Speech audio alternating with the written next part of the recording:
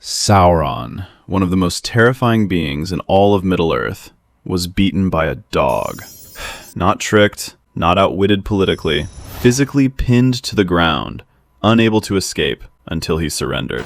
So what actually happened there? And was Huan genuinely more powerful than Sauron? Or did something else decide that fight? Let's start with what Huan actually was, because this is where most people get it wrong. Huan was not a pet. He originally belonged to Orome, the huntsman of the Valar, one of the angelic powers who literally shaped the world. So right away, we're not talking about a normal dog. We're talking about a creature bred in Valinor, the Blessed Realm, by a being of immense divine power. Orome eventually gave Huan as a gift to Celegorm, one of the sons of Feanor. And when Celegorm went into exile, Huan followed. Not because he was forced, he chose to go. Now here's the part that makes Huan genuinely extraordinary. Tolkien himself was never fully sure what Huan was. One essay suggests he was simply a beast elevated far above ordinary animals by the Valar. But on that same piece of paper, Tolkien added a note that some of the Maiar, beings of the same spiritual order as Sauron and the wizards, clothed themselves in the forms of living creatures. And then he wrote, in brackets, Huan. So there's a real possibility that Huan wasn't just a great dog. He may have been a Maia who chose to exist as a hound, which reframes the entire fight with Sauron into something else entirely. Two beings of the same spiritual order, one who chose service, one who chose darkness. On top of that, two prophecies were laid on him.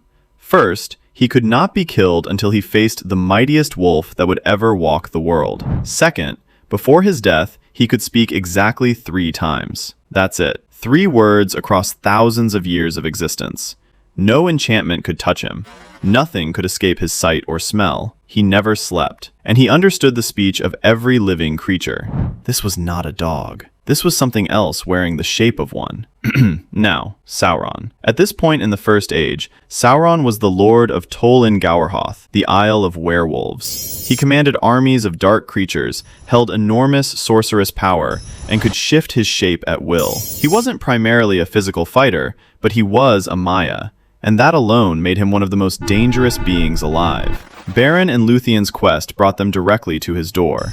Beren had been captured along with Finrod Felagund, who died in the dungeons trying to protect him. The rest of their companions were gone.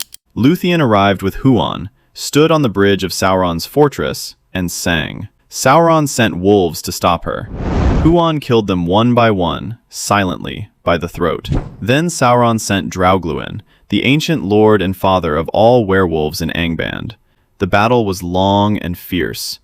Draugluin eventually fled back into the tower and died at Sauron's feet. His dying words to his master were simply, Huan is there. And that changed everything. Sauron knew the prophecy. Everyone in that land did. Huan could only die at the jaws of the mightiest wolf ever to walk the world. So Sauron made a decision. He would become that wolf himself. He shapeshifted into the most powerful werewolf form ever seen, and came out to face Huan directly. The approach alone was so terrifying that Huan leapt aside. Sauron then lunged straight at Lúthien, and she nearly fainted from the sheer horror of his presence, the fell spirit in his eyes, the darkness radiating off him. But as he came at her, she threw a fold of her enchanted cloak across his eyes. Just for a moment. A brief, fleeting drowsiness, not sleep, but enough. Huan sprang. What followed shook the hills. The howling echoed across the valley. And the text is direct about the outcome. No wizardry, no spell, no venom, no physical strength could overthrow Huan of Valinor.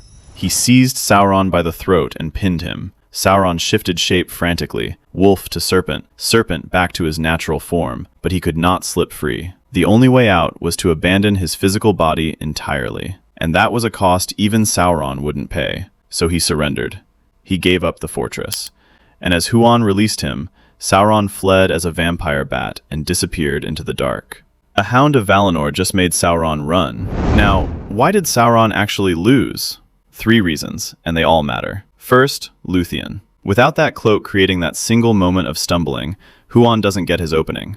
This was not a solo performance. It was 2 people, or rather, 2 beings, working together against one. Second, Sauron tried to cheat the prophecy, and it backfired. He believed that by becoming the greatest wolf ever, he would be the one to kill Huan and break the doom. But he wasn't actually the greatest wolf ever. That title would go to Carcharoth, a creature Morgoth himself later bred specifically for that purpose, fed on living flesh, grown massive enough to guard the gates of Angband. Sauron tried to claim a title that wasn't his, and Huan's doom held firm. Third, and this is the real answer, Huan was simply operating on a different level. Whether divine beast or Maya, he was immune to all magic, could not be physically overcome, and was protected by a prophecy that hadn't yet been fulfilled. Sauron ran into something he genuinely could not beat. Huan's story doesn't end there. He went on to help Beren and Luthien through the rest of their quest. He later joined the hunt for Carcharoth, the wolf Morgoth bred specifically to destroy him. And in that final battle, Huan killed Carcharoth. But Carcharoth's venom entered him, and the prophecy fulfilled itself at last. Huan came to Beren's side, dying, and spoke for the third and final time. We're not told what he said. Tolkien kept it private. A last word between them that belonged only to them. Beren said nothing. He laid his hand on Huan's head, and that was their parting. So who was more powerful, Sauron or Huan? On that bridge, in that moment, Huan was. Completely. But here's what's interesting about that. Huan never used his power for himself. 3 words in thousands of years. No titles, no recognition, no songs written about him. He just acted rightly, every single time, until he couldn't anymore. Tolkien built a mythology full of great warriors and kings and terrible oaths, and then he put a hound at the center of it all, and made him the most quietly noble being in the entire First Age. That's not an accident. That's the point.